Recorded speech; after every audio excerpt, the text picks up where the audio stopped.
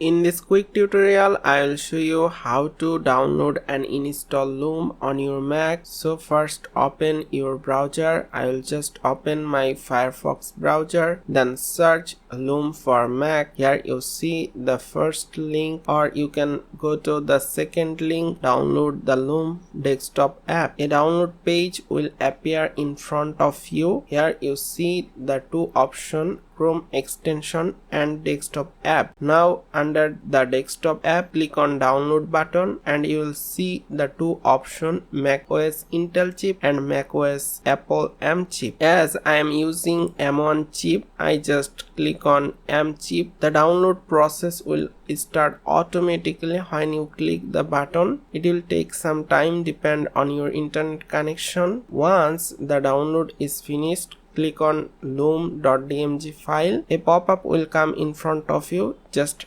drag the Loom app into application folder. Now go to the launchpad and you will see the Loom app is installed. Now click on Loom app and it will launch automatically, and you see many options. You can record your screen using Loom software, and you can also record your facecam video. You can also record your microphone audio. So that's how you can install Loom software on your Mac.